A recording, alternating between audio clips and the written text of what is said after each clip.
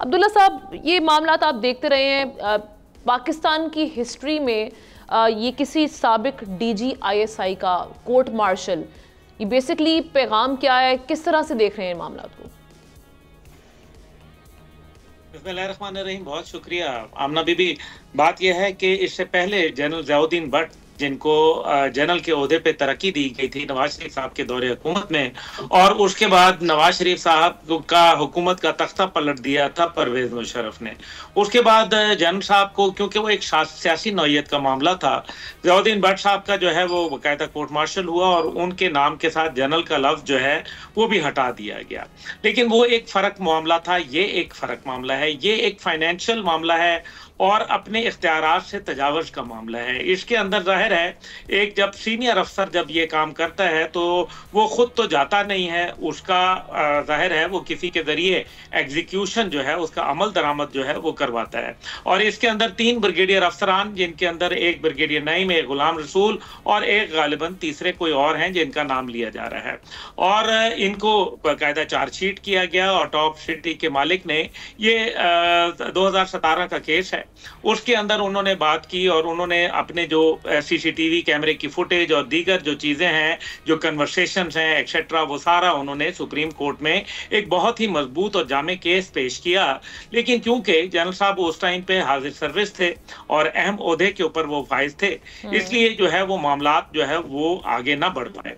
उसके बाद जो है वो मामलात तो चलते रहे और जाहिर है एक दफा कानून का पहिया जो है वो घूम जाए तो वो घूम जाता है। अब अफवाज पाकिस्तान का ये खासा है कि उसने माजी की रवायात को बरकरार रखते हुए उन्होंने जो है वो अपने एक सीनियर अफसर को जो है वो ना सिर्फ तहवील में लिया है, बल्कि उन्होंने फील्ड कोर्ट मार्शल जो है, फील्ड जनरल कोर्ट मार्शल, उसकी इब्तदा हुई है। अफवाज में 3 किस्म के कोर्ट मार्शल होते हैं। एक वो कोर्ट मार्शल होता है जो कर्नल की सतह के ऊपर होता है और कर्नल को मैजिस्ट्रेट का इख्तियार दिया जाता है और वो यूनिट के हवाले से जो रेजिमेंटल के मामलात होते हैं उसके अंदर वो अपना कोर्ट मार्शल कर सकता है। दूसरा फिर मामलात आता है जिसको फील्ड कोर्ट मार्शल कहा जाता है, और फिर एक आता है फील्ड जनरल कोर्ट मार्शल। इसके अंदर ये वही फील्ड जनरल कोर्ट मार्शल है जो अभी हमने 9 मई के बाद जो है लाहौर के कोर कमांडर के खिलाफ जो है वो कार्रवाई देखी, जिसके अंदर हमने देखा कि 17 अफसर समेत एक लेफ्टिनेंट जनरल को घर जाना पड़ा। इससे पहले अगर हम चले जाएं तो हम देखते हैं कि जनरल बाजवा के दौर के अंदर मुतअद्दिद जर्नलों को और अफसरान को सजा हुई, जिनके अंदर एक ब्रिगेडियर रिजवान राजा थे जिनको एस्पियनाज केस के अंदर बाकायदा सजाए मौत सुनाई गई, और जनरल जो थे जावेद इकबाल साहब, उनको बाकायदा जो है वो कहा गया कि जनाब ये जनरल जावेद इकबाल साहब जो हैं उनको उम्र सजाएं सुनाई गई। उसके बाद जो है वो आगे बढ़ जाते हैं और हम चलते हैं जनरल राहील शरीफ के दौर में। तो जनरल राहील शरीफ के दौर में 5 मेजर जनरल्स को और एक लेफ्टिनेंट जनरल को जो है वो सजा आती है, और उससे पहले जनरल कियानी के, और उससे पहले जो है एडमिरल मंसूर उल हक जो कि नेवी के सरबराह थे, उनको बाकायदा हथकड़ी लगा के गिरफ्तार करके अमेरिका से इंटरपोल के जरिए पाकिस्तान लाया जाता है।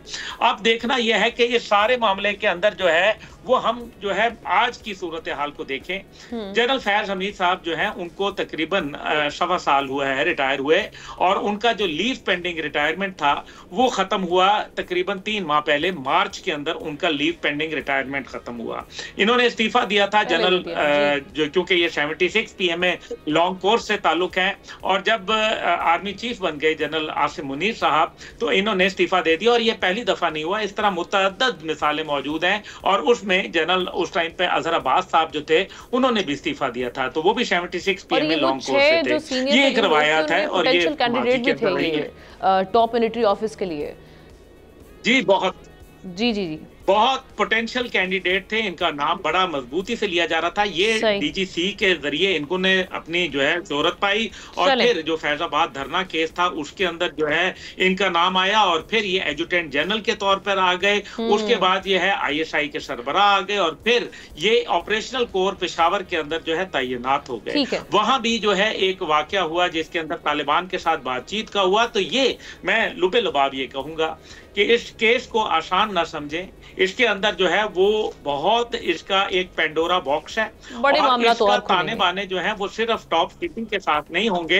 ये एक से एक, इसमें सिविल ब्यूरोक्रेसी, इसमें पॉलिटिशियंस, इसके अंदर जो माजी की हुकूमत और इसके अंदर बहुत से मामला थे। एग्जैक्टली, मैं यही उसके अंदर से लोगों को जी मैं यही सुनना चाह रही थी कि इनकी भी इंक्वायरी की जाएगी।